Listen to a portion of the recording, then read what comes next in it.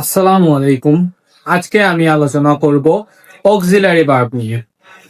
Auxiliary verb অর্থ হচ্ছে সাহায্যকারী ভার্ব, অথবা এগুলোর আরেকটি নাম আছে, সেটা হচ্ছে হেল্পিং ভার্ব।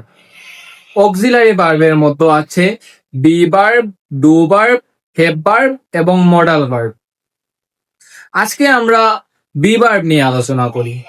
বি ভার্বের মধ্যে আছে am, is, are, was, were এবং will be. Am, is, are হচ্ছে প্রেজেন্ট, ওয়াজ, ওয়ার হচ্ছে পাস্ট, আর উইল বি হচ্ছে ফিউচার। এখন আমরা এগুলো কিভাবে ব্যবহার করব? আমরা প্রেজেন্টের ক্ষেত্রে যদি এম, ইজ, আর ব্যবহার করি তাহলে এগুলোর এক্সাম্পল হবে, যেমন I am a student, he is a student, they are students. এগুলো হচ্ছে এম, ইজ, আর এর ব্যবহার। ওয়াজ, ওয়ার দিয়ে যদি আমরা একইভাবে সেন্টেন্স তৈরি করতে চাই তাহলে হবে I was a student, he was a student, they were a student.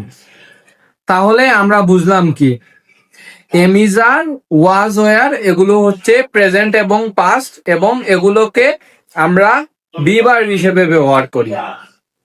তারপর হচ্ছে উইল বি।